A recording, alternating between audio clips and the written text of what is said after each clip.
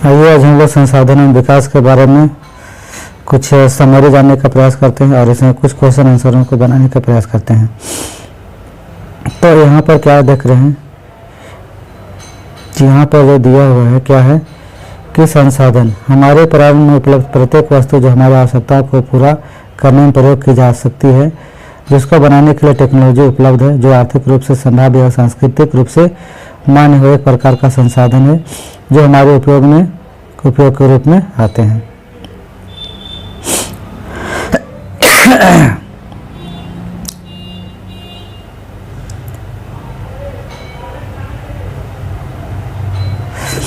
तो हम लोग देखते हैं इन संसाधनों का वर्गीकरण किस प्रकार से किया जा सकता है। तो इन संसाधनों का वर्गीकरण जो है इस प्रकार से किया जा सकता है। यहाँ पर देखते हैं उत्पत्ति के आधार पर। उत्पत्ति के आधार पर संसाधन को दो प्रकार से बांट सकते हैं, जैव संसाधन और अजैव संसाधन। समाप्यता के आधार पर नवीकरणीय योग्य और अनवीकरणीय योग्य संसाधन, और स्वामित्व के आधार पर व्यक्तिगत, सामुदायिक, राष्ट्रीय और राष्ट्रीय अंतर्राष्ट्रीय। डी विकास के आधार पर संभावी विकसित भंडार और संचित कोष। अब आते हैं संसाधनों के प्रकार, विस्तार पूर्वक से जानने का प्रयास करते हैं। उत्पत्ति के आधार पर संसाधनों को दो भागों में बांटा जा सकता है, जो इस प्रकार है। पहला है जैव संसाधन। इन संसाधनों की प्राप्ति जीवमंडल से होती है और उनमें जीवन व्याप्त होता है, जैसे मनुष्य, वनस्पति जात, प्राणी जात, मत्स्य जीवन, पशुधन इत्यादि। अजैव संसाधन क्या होता है? वे संसाधन यानी वे सारे संसाधन जो निर्जीव वस्तुओं से बने हैं अजैव संसाधन कहलाते हैं, जैसे चट्टानें और धातुएं। समाप्यता के आधार पर संसाधन को दो भागों में बांटा जा सकता है। नवीकरणीय योग्य संसाधन, वे संसाधन जिन्हें भौतिक, रासायनिक, यांत्रिक प्रक्रियाओं द्वारा पुनः पूर्ति किया जा सकता है, उन्हें नवीकरणीय योग्य संसाधन कहते हैं।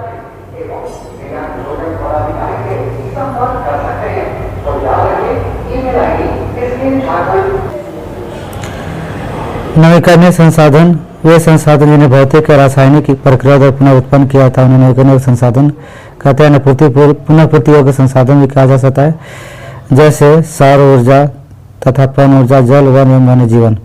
अब आते हैं अनवीकरणीय संसाधन। अनवीकरणीय संसाधन क्या है जी? तो अनवीकरणीय संसाधन क्या है, यहाँ देखिए ये लिखा हुआ है। तो क्या कहता है अनवीकरणीय संसाधन? इन संसाधनों का विकास एक लंबे भूवैज्ञानिक अंतराल में होता है। खनिज और जीवाश्म ईंधन इस प्रकार के संसाधनों के उदाहरण हैं। इनके बनने में लाखों वर्ष का समय लग जाता है। इनमें से कुछ संसाधन जैसे पुनः चक्रीय है, कुछ जीवाश्म ईंधन चक्रीय है। एक बार प्रयोग करने के बाद ही क्या हो जाता है, ये खत्म हो जाते हैं। नेक्स्ट सवाल पूछता है सतत विकास पोषणीय से आप क्या समझते हैं? तो सतत पोषणीय विकास क्या है, यहाँ देखिए यहाँ पर दिया हुआ है। ये क्वेश्चन बहुत ही इंपॉर्टेंट है। क्या कहता है सतत पोषणीय विकास? सतत पोषणीय विकास आर्थिक विकास का अर्थ है कि विकास पर्यावरण को बिना नुकसान पहुंचाए हो और वर्तमान विकास की प्रक्रिया भविष्य की पीढ़ियों की आवश्यकता की अवहेलना न करे, इसे सतत पोषणीय विकास कहा जा सकता है। आप जानते हैं मृदाओं को किस प्रकार से बांटा जा सकता है? मृदाओं को सबसे पहले एक छोटा सा ट्रिक बता देते हैं। इस ट्रिक को अगर याद कर लोगे तो आसानी से हम लोग याद कर सकते हैं। तो यहाँ पर क्या कहा है जी? कल जल जीव को क्षमा करो। कल जल जीव को क्षमा करो यानी क से क्या हो जाएगा? क से होगा काली मिट्टी, लाल मिट्टी, जलोढ़ मिट्टी, लैटेराइट मृदा, जैव मिट्टी, वनीय मिट्टी, क्षारीय मिट्टी और मरुस्थलीय मृदा। फिर देखते हैं मृदा अपरदन। पर्यावरणीय कारकों द्वारा मिट्टियों कटाव को मृदा अपरदन कहा जाता है। आयु के आधार पर जलोढ़ मृदा को दो भागों में बांट सकते हैं। क्या क्या बांट सकते हैं? खादर और बांगर। खादर मृदा में बांगर मृदा की तुलना में ज्यादा मेहनत पाया जाता है। बांगर मृदा में कंकड़ ग्रंथों की ज्यादा मात्रा होती है। जलोढ़ मृदा में बहुत उपजाऊ होती है। अधिकतर जलोढ़ मृदा में पोटास, फास्फोरस और चूनायुक्त होती है, जो इनको गन्ने, चावल, गेहूं और अन्य अनाजों में दलहन फसलों की खेती के लिए उपयुक्त बनाती है। अधिक उपजाऊपन के कारण जलोढ़ मृदा वाले क्षेत्रों में गहन खेती की जाती है और यहाँ जनसंख्या घनत्व अधिक होता है। सूखे क्षेत्रों की मृदाएं अधिक क्षारीय होती हैं। इन मृदाओं का सही उपचार और सिंचाई करके इनकी पैदावार को बढ़ाई जा सकती है। अब देखते हैं लव अयस्क किस प्रकार का संसाधन है। तो लव अयस्क किस प्रकार संसाधन है? क्योंकि ये समाप्त होने वाला संसाधन है, इसलिए इसको लोग क्या बोल सकते हैं? लव अयस्क जो संसाधन है वो क्या है? अनवीकरणीय योग्य संसाधन। फिर जाते हैं ज्वारीय ऊर्जा में निम्नलिखित में किस प्रकार का संसाधन है। यहाँ पर थोड़ा सा गलती लिखा गया, ज्वारीय ऊर्जा जो किस प्रकार का संसाधन है होना चाहिए तो नहीं है लिख दिए हैं। तो ज्वारीय ऊर्जा जो है क्या प्रकार का है, एक तरह से ज्वारीय ऊर्जा जो है ये है पुनः पूर्ति योग्य संसाधन। पंजाब भूमि निम्नीकरण का मुख्य कारण क्या है, तो पंजाब भूमि निम्नीकरण का जो अधिक कारण है वो क्या है, सिंचाई, यानी अधिक सिंचाई, ये बोला। फिर उसके बाद चलते हैं, निम्नलिखित में से किस प्रांत में सीढ़ीदार खेती की जाती है, तो उत्तर मैदान के क्षेत्र में किया जाता है, यानी ये हो जाएगा। फिर है, इनमें से किस राज्य में काली मृदा मुख्य रूप से पाई जाती है, तो काली मृदा कहाँ पर पाई जाती है जी, काली मृदा जो है यहाँ पर पाई जाती है सौराष्ट्र में, यानी महाराष्ट्र।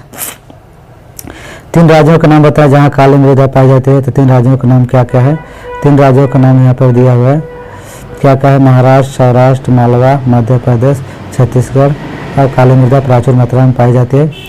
दक्षिण पूर्वी दिशा में गोदावरी और कृष्णा नदी घाटी तक फैली हुई है। इस प्रकार की मृदा में कपास की खेती के लिए उचित समझी जाती है। इस तरह से देखें कि इसमें कपास उत्पादन बहुत अधिक मात्रा में होती है। पूर्वी तट के नदी डेल्टाओं में किस प्रकार की मृदा पाई जाती है, तो यहाँ पर देखते हैं पूर्वी तट के नदी डेल्टाओं में किस प्रकार की मृदा पाई जाती है और इसकी विशेषताएं क्या क्या होती हैं। तो पूर्वी तट के नदी डेल्टाओं में जो है वह क्या पाई जाती है, वह जलोढ़ मृदा पाई जाती है।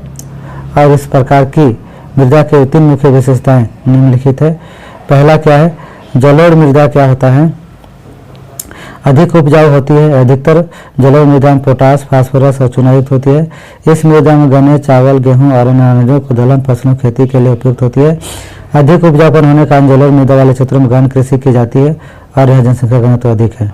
पहाड़ी क्षेत्रों में मृदा अपरदन की रोकथाम के लिए क्या कदम उठाए जाने चाहिए, तो पहाड़ी क्षेत्रों में मृदा अपरदन की रोकथाम के लिए निम्नलिखित कदम उठाए जाने चाहिए। अधिक से अधिक संख्या में पेड़ों को लगाकर मृदा अपरदन को रोका जा सकता है। सीढ़ीदार खेत बनाकर भी मृदा अपरदन या मिट्टी कटाव को रोका जा सकता है। मिट्टियों के कटाव को रोकने के लिए खेत की खाली जगह में घास की पट्टियां भी उगाई जा सकती है, जिसके द्वारा मिट्टियों के कटाव को रोका जा सकता है। अजैव और अजैव संसाधन क्या होते हैं, तो जैव संसाधन क्या होते हैं, इन संसाधनों की प्राप्ति जीव मंडल से होती है और इन्हें जीवन प्राप्त होता है, जैसे मनुष्य, वनस्पति जात, प्राणी जात, मत्स्य जीवन और पशुधन इत्यादि। फिर आते हैं अजैव संसाधन। अजैव संसाधन वे सारे संसाधन जो निजी वस्तुओं से बने हैं अजैव संसाधन कहलाते हैं, जैसे